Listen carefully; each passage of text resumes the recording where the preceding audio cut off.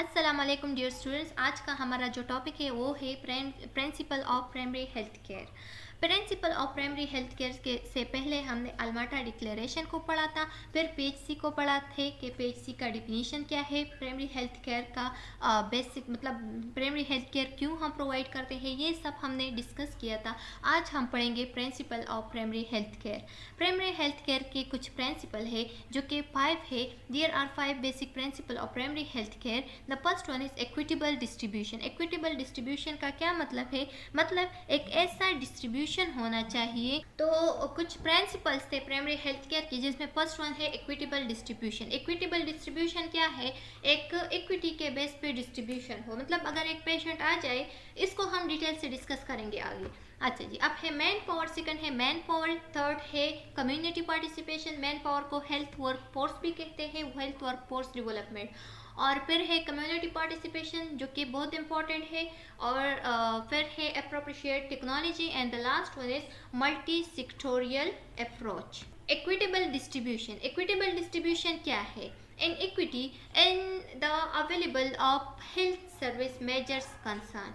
ये इक्विटी के बेस पे बात होती है, मतलब इक्विटी अवेलेबल हो हेल्थ सर्विस में, जो कि आजकल ये इक्विटी का कंसेप्ट ख़त्म हो गया है। मतलब बहुत कम मिलता है इक्विटी हॉस्पिटल्स में।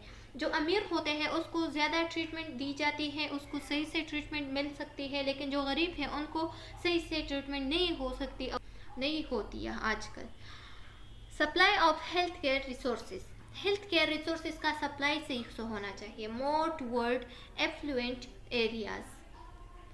अच्छा जी, अब है Julian Tudor Hart. Julian Tudor Hart ने एक लॉ प्रेजेंट किया था जो कि क्या था? इनवर्स केयर लॉ था।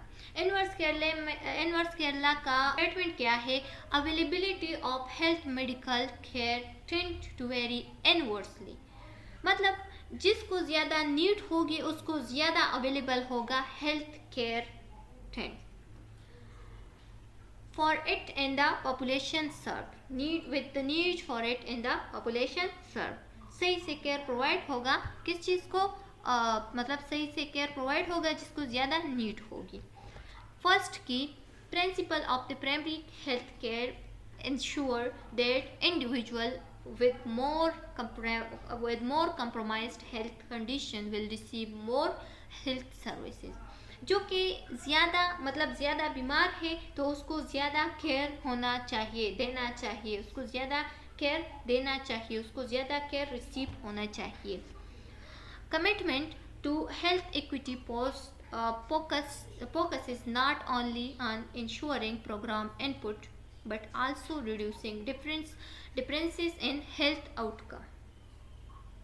Commitment to health equity. Equity की बेस पे बात होना चाहिए, इक्विटी पे फोकस होना चाहिए। मतलब इक्विटी का मतलब ये है कि जिस पेशेंट को ज़्यादा ज़रूरत है तो उसको ज़्यादा क्या प्रोवाइड हो, उसको ज़्यादा केयर प्रोवाइड होना चाहिए। Access to health care horizontal equity and vertical equity. एक हॉरिजेंटल इक्विटी होता है, एक वर्टिकल इक्विटी होता है। हॉरिजेंटल इक्विटी वो इक्विटी है जिसको equal access to for equal needs. For example, एक पेशेंट आया हमारे साथ, 2 पेशेंट आए जो कि दोनों का एक्सीडेंट हुआ है, दोनों का हेड इंजरी हुआ है, मतलब हेड में कुछ इंजरी हुआ है, हेड जख्मी है दोनों का प्रॉब्लम सेम है। तो एट अ टाइम दोनों को सेम ट्रीटमेंट मिलना चाहिए, दोनों को सेम नीड्स मिलनी चाहिए। जितनी भी रिसोर्सेज होते हैं, जितनी भी हेल्थ केयर होते हैं, जितनी भी हेल्थ सर्विस होते हैं, जितनी भी हेल्थ है, दोनों को सेम प्रोवाइड होना चाहिए। तो इसको हम कहते हैं हॉरिजेंटल। हॉरिजेंटल इक्विटी में क्या है कि equal access for equal needs, equal resources, equal access to health care, equal utilization of health service and equal health। अब है वर्टिकल इक्विटी। वर्टिकल इक्विटी का क्या मतलब है? वर्टिकल इक्विटी फॉर एग्जांपल, एक पेशेंट हमारे साथ, अब 2 पेशेंट हमारे पास आए, एक अमीर है एक गरीब है। अमीर थोड़ा सा बीमार है, गरीब ज़्यादा बीमार है। तो ये जो अमीर पेशेंट है इसको हम साइड पे रखेंगे इसका ट्रीटमेंट हम बाद में करेंगे, पहले इस गरीब का ट्रीटमेंट करें क्योंकि इसको ज़्यादा ज़रूरत है ट्रीटमेंट की, ये मरने वाला है। तो इसका ट्रीटमेंट हम जल्द से करेंगे, पहले इसका ट्रीटमेंट करेंगे, फिर बाद में हम अमीर का ट्रीटमेंट करेंगे। और उसका ट्रीटमेंट मतलब उसका नीड जो है ना वो इतना ज़रूरी नहीं है जितना इस गरीब की ज़रूरी है, क्योंकि इसकी जान भी जा सकती है। तो इसको हम कहते हैं vertical equity. Unequal should be treated in proportional of their inequality. ठीक है जी, तो इसको हम कहते हैं vertical equity. Individual with more need should have more treatment, जिसको ज़्यादा नीड होगी तो उसको ज़्यादा ट्रीटमेंट प्रोवाइड होना चाहिए। The central theme of need therefore determine equity. और इस बात को, इस ट्रीटमेंट को हम क्या कहते हैं, इक्विटी के बेस पे इसको हम डिटरमाइन करते हैं। अब दूसरा है मैन पावर या health workforce development. Health workforce development को हम मैन पावर भी कह सकते हैं। इसका मतलब ये है कि comprehensive health care relies on adequate number of distribution. ठीक है जी, जो हेल्थ केयर सर्विसेज है, जो हेल्थ केयर है, तो वो एडिक्वेट नंबर पे प्रोवाइड होना चाहिए, इसका डिस्ट्रीब्यूशन होना चाहिए। ट्रेंड फिजिशियन, जो ट्रेंड फिजिशियन है, नर्सिस है, एलाइड हेल्थ है प्रोफेशंस है, कम्युनिटी हेल्थ वर्कर्स है, and they are working as a health team and support at the local and reference levels. ठीक है जी, तो जितनी भी हेल्थ सर्विसेज में जितनी भी हेल्थ केयर प्रोवाइडर्स है, तो उन लोगों का एक अपना काम उन लोगों पे डिस्ट्रीब्यूट करना चाहिए, और उन लोगों का जो जिम्मेवारी है वो इक्वली और मतलब इक्विटी एडिक्वेट नंबर पे एडिक्वेट मतलब सही से अपने ड्यूटी को निभाना चाहिए इन लोगों को। कम्युनिटी पार्टिसिपेशन, कम्युनिटी पार्टिसिपेशन जो कि मोस्ट इम्पॉर्टेंट है, ये बहुत ज़रूरी है, ताकि अगर कम्युनिटी पार्टिसिपेशन ना हो तो मतलब हेल्थ सर्विस को, हेल्थ केयर को, प्राइमरी हेल्थ केयर को सारी दुनिया में प्रोवाइड करना, ये फिर बहुत प्रॉब्लम क्रिएट हो सकते हैं और ये मुमकिन नहीं है। अच्छा जी, तो involvement of the individual families and community, जो कि एक ऐसा हेल्थ केयर सर्विस जिसमें इन्वॉल्वमेंट हो कम्युनिटी का, फैमिलीज का एंड इंडिविजुअल खुद का भी, तो इसको हम कहते हैं community participation. Determine both collective needs and priorities, जिसमें नीड्स और प्रायोरिटी दोनों क्या हो, डिटरमाइन हुई हो, जो कि दोनों अवेलेबल हो, डिटरमाइन हुए हो प्रायोरिटीज़ और नीड्स को। Important role in formulating a health problem, एक इम्पॉर्टेंट रोल हो जिसमें मतलब अगर कोई हेल्थ प्रॉब्लम हो तो उसका एक इम्पॉर्टेंट रोल होना चाहिए। प्राइमरी कम्युनिटी का भी एक रोल होता है किस चीज़ में, हेल्थ प्रॉब्लम्स में। Make informed choices objective with community priority. Universal coverage. Universal coverage cannot be achieved without in the involvement of local community. अगर लोकल कम्युनिटी इन्वॉल्व नहीं होते तो यूनिवर्सल कवरेज का अचीव करना नामुमकिन है, उस गोल को कंप्लीट करना नामुमकिन है। ये कुछ स्टेप्स हैं, planning step in community participation, कुछ स्टेप है मतलब उन लोगों ने कैसा प्लानिंग करना है कम्युनिटी के डिजीज़ को सॉल्व करने, कम्युनिटी के प्रॉब्लम्स को सॉल्व करने। तो इसमें फर्स्ट वन है identification and prioritisation of the problem. एक प्रॉब्लम को प्रायोरिटाइज करना मतलब उसको टॉप पे रखना, या एक प्रॉब्लम को आइडेंटिफाई करना क्या है, फर्स्ट हम ये काम करेंगे, दूसरा ये कि उसके लिए प्लानिंग टुगेदर, कम्युनिटी और हेल्थ केयर मेंबर को मिलकर एक प्लान होना चाहिए, एक प्लान करना चाहिए, एक प्लान बनाना चाहिए। फिर उसके बाद इम्प्लीमेंटेशन करेंगे, मतलब उसके डिजीज़ को हाउ टू सॉल्व इस डिजीज़, इसका जो प्लानिंग बनाया है हमने उसका, उस प्लानिंग को अब हम अप्लाई करेंगे उस क्लाइंट्स पे, उस कम्युनिटी के मेंबर्स पे। एंड लास्ट में हम इवैल्यूएशन देखेंगे, उसका रिजल्ट देखेंगे कि चेंज क्या आया, पॉजिटिव चेंज आया या नेगेटिव चेंज आया, कम्युनिटी के मेंबर्स पे पॉजिटिव चेंज आया है या नेगेटिव चेंज आया है, इसके इवैल्यूएशन को हम देखेंगे। The third one is intersectoral coordination. Intersectoral coordination को हम सादा अल्फाज में ये कह सकते हैं कि सारे एस्पेक्ट्स है, जो सारे सेक्टर्स है, उसका इन्वॉल्व होना किस चीज़ में, प्राइमरी हेल्थ केयर में। Primary care involve in additional to the health sectors, health sectors का इन्वॉल्वमेंट होना, all related sectors and aspects, सारे रिलेटेड एस्पेक्ट्स और सेक्टर्स का इन्वॉल्वमेंट होना of national and community development, national और कम्युनिटी डेवलपमेंट में। हाँ, अब है include sustainable participation. Sustainable participation, उसका पार्टिसिपेशन होना, जैसे कि फॉर एग्जांपल हमारे साथ क्या है, जो एग्रीकल्चर है, जो स्कूल्स है, जो एजुकेशनल बेस पे जितने भी लोग हैं उन लोगों का पार्टिसिपेशन होना हेल्थ सर्विसेज में, तो इसको हम कहते हैं inter sectoral coordination. Possibly but not necessary and collaboration with the health sectors. मतलब अगर उन लोगों का नेसेसरी है भी नहीं, उन लोगों का ज़रूरत है भी नहीं, फिर भी हो सकता है कि उन लोगों का ज़रूरत आ जाए कोलेबोरेशन हेल्थ सेक्टर्स में, तो इस वजह से उन लोगों को भी इन्वॉल्व करना चाहिए हेल्थ सर्विसेज में। Pre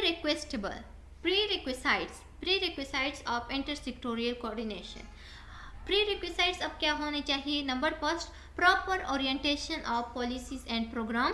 number second, formation of joint coordination committee at each level. Number third, defining role and responsibility of participatory agencies. जितने भी एजेंसीज शामिल हैं उनको अपना रोल और पार्टिसिपेशन प्रोवाइड करना डिफाइन करना चाहिए, सिखाना चाहिए कि ये आप लोगों ने ये रोल, मतलब इसमें क्या करना चाहिए, ये रोल प्ले करना चाहिए। पार्टिसिपेटरी डिसीजन मेकिंग और participatory decision making. Development formal system of interaction, discussion and debates. एक ऐसा फॉर्मल सिस्टम प्रोवाइड करना चाहिए, एक ऐसा मतलब प्रॉपर सिस्टम डेवलप करना चाहिए, बनाना चाहिए जिसमें इंटरेक्शन हो, डिस्कशन भी हो और डिबेट भी हो, सब मिलकर, सब एस्पेक्ट, सब जो मतलब जब जितने भी सेक्टर्स है वो मिलकर एक डिस्कशन करें हेल्थ सर्विस पे या एक इंटरेक्शन करें एक दूसरे से। Sharing of the problem faced in implementation. जितनी भी प्रॉब्लम्स हैं जो कि इम्प्लीमेंटेशन में आ रहे हैं तो उसको शेयर करें एक दूसरे के साथ। Spelling out strategies and procedure. अच्छा, जितनी भी स्ट्रेटजीज है या जितने भी प्रोसीजर है वो एक दूसरे के साथ शेयर करना चाहिए। Joint evaluation and monitoring. जितनी भी इवैल्यूएशन आ रहा है, आप लोग मॉनिटर कर रहे हैं, तो उसको क्या करना चाहिए, वो भी ज्वाइंटली एक दूसरे के साथ शेयर करना चाहिए।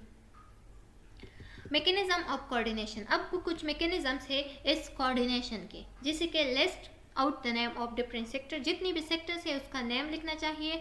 Identify the NGOs. जितनी भी एनजीओज है, जितनी भी वॉलंटियर ऑर्गेनाइजेशन है उसका नेम लिखना चाहिए, उसको आइडेंटिफाई करना चाहिए। तीसरा ये कि constitute the district level coordination committee. जितनी भी डिस्ट्रिक्ट लेवल मतलब जितनी भी डिस्ट्रिक्ट लेवल कोऑर्डिनेशन कमेटीज है उनको भी क्या करना चाहिए, कंस्टिट्यूट करना चाहिए। Formulate specific task force. मतलब एक स्पेसिफिक टास्क फोर्स बनाना चाहिए कि इस टास्क को कंप्लीट करना है। Jointly decide the objective and areas. जितने भी ऑब्जेक्टिव है उसको क्या करना चाहिए, अपने लिए एक ऑब्जेक्टिव को डिसाइड करो, फिर उसको इस पे काम करो और उसको सॉल्व करो jointly. Decide the role and responsibility. अपने रोल और रिस्पॉन्सिबिलिटी को क्या करना चाहिए, अपने खुद ही डिसाइड करना चाहिए कि मैं ये रोल अप्लाई करूँगी, मैं ये रोल प्ले करूँगी, मेरा ये रिस्पॉन्सिबिलिटी है, मैं ये कंप्लीट करूँगी। Develop the plan. अपने लिए एक प्लान बनाना है। डेवलपमेंट अ प्लान, और प्लान बनाना है उस प्रॉब्लम को सॉल्व करने के लिए। Difficulty facing inter sectoral coordination. अब कुछ डिफिकल्टीज आ सकते हैं, जैसे कि क्रिएट कॉन्फ्लिक्ट। कॉन्फ्लिक्ट मतलब तनाज़िया। कॉन्फ्लिक्ट्स भी हो सकते हैं डिसइक्विलिब्रियम के बेस पे। पावर स्ट्रगल भी हो सकता है। Agencies must be able to compromise and impose change of the normal working pattern. Normal working pattern में चेंजेस भी आ सकते हैं। दूसरा एक कल्चरल चेंज। एक ऑर्गेनाइजेशन का एक कल्चर होता है तो दूसरे का दूसरा कल्चर होता है, तो ये भी डिफिकल्टी है। कोऑर्डिनेशन में turn out to the more expensive and term of time, money and manpower. Manpower और मनी का भी क्या हो सकता है, एक डिफिकल्टी आ सकती है। Irrespective of disadvantages, intersectoral coordination is the key of principle out by WHO if health for all to be achieved. अगर health for all को achieve करना है तो intersectoral coordination को क्या करना है, शामिल होना चाहिए। इसका शामिल होना बहुत ही ज़रूरी है। Appropriate technology. अब एप्रोप्रिशिएट टेक्नोलॉजी क्या है? Technology that is scientifically sound, जो कि साइंटिफिकली साउंड हो, adequate adaptable to local needs, जिसमें लोकल नीड्स मिल रहे हो, and acceptable to those who apply it and those for whom it is used and is maintained by the people। अच्छा जी, और वो जो कि अप्लाई कर रहा हो किस चीज़ को हो, अप्लाई एट जो कि अप्लाई कर रहा हो एक पेशेंट पे, एक क्लाइंट्स पे, and whom it is used and is maintained by the people themselves and keeping with the principle of self-reliance with the source of community of country and the community can afford। और एक ऐसा technology हो, एक ऐसा source हो जो कि community afford कर सकते हो, जो कि खुद मुख्तियारी से कम्युनिटी ले सकते हो। अच्छा जी, अब है elements of primary health care. Elements क्या है प्राइमरी हेल्थ केयर के? प्राइमरी हेल्थ केयर का एक चार्ट मैं आप लोगों को दिखा रही हूँ, जिसके बेस पे आप लोग समझ जाएंगे कि कम्युनिटी हेल्थ केयर का जो प्राइमरी हेल्थ केयर का जो एलिमेंट्स है वो ये है। The first one is education, water and sanitation, ये मौजूद हो। Nutrition, maternal and child health, immunization, prevention of endemic disease, treatment, drugs availability, ये सब मौजूद हो तो इस सब को मिलकर हम क्या कहते हैं? Elements of primary health care. एक एक को अब डिस्कस किया है यहाँ पे कि education concerning prevailing health problem, ये क्या करता है? लोगों को सिखाता है कि how to solve your health problem and the method of preventing and controlling them, और एक मेथड सिखाता है कि how to control your problem, how to prevent us from problems, health problems. अच्छा जी, promotion of food supply and proper nutrition, अब proper nutrition उन लोगों को सप्लाई करता है और प्रॉपर न्यूट्रिशन का प्रमोशन करता है, प्रमोट करता है खुराक वगैरह को। इनएडिक्वेट supply of safe water supply करता है, एंड बेसिक सैनिटेशन, और बेसिक सैनिटेशन को भी सप्लाई करता है। मिटरनल एंड चाइल्ड हेल्थ केयर, मिटरनल और चाइल्ड हेल्थ केयर का क्या करते हैं? केयर करते हैं। और दूसरा ये कि इंक्लूडिंग फैमिली प्लानिंग, और जो फैमिली प्लानिंग है उसको भी इंक्लूड करते हैं, उन लोगों को केयर का तरीका सिखाता है। And immunization against the major infectious disease, और उन लोगों का इम्यूनाइजेशन करते हैं, उन लोगों को वैक्सीन देते हैं अगेंस्ट द डिजीज़ या इन्फेक्शंस होने से बचने के लिए क्या करते हैं? उन लोगों का जो इम्यून सिस्टम है उसको इम्यूनाइज करते हैं या उनको स्ट्रॉन्ग करते हैं। Prevention and controlling of locally endemic disease, जो एंडेमिक डिजीज़ है वहाँ पे जितने भी डिजीज़ मौजूद है उन लोगों का उन डिजीज़ को क्या करते हैं? कंट्रोल करते हैं या उन डिजीज़ को प्रिवेंट करते हैं। Appropriate treatment of common disease and injury, और जितनी भी ट्रीटमेंट्स है मतलब जितनी भी इंजरीज आए हैं या डिजीज़ आते हैं उसको एक कॉमन ट्रीटमेंट देता है। Basic laboratory services and provision of essential drugs, और जितनी भी ड्रग्स है उसको प्रोवाइड करते हैं उन लोगों को। ट्रेनिंग ऑफ हेल्थ गाइड्स, और जितनी भी हेल्थ सर्विसेज है उन लोगों को गाइड करते हैं, हेल्थ वर्कर्स को ट्रेन करते हैं और हेल्थ असिस्टेंट्स को भी ट्रेन करते हैं। रेफरल सर्विस, और रेफरल सर्विस भी प्रोवाइड करते हैं, मतलब गांव के जितने भी लोग हैं वो बीमार हो जाते हैं और यहाँ पे उन लोगों का ट्रीटमेंट मौजूद नहीं होता तो उन लोगों को रेफ़र करते हैं अच्छे हॉस्पिटल में। चलो जी, उम्मीद है कि आप लोगों को इस चैप्टर का समझ आ गया होगा। यहाँ तक कंप्लीट हो गया हमारा सेकंड चैप्टर। उम्मीद है कि आप लोगों को समझ आ गया होगा। सब्सक्राइब और channel and press the bell icon. Next topic में मिलते हैं। अल्लाह हाफिज़।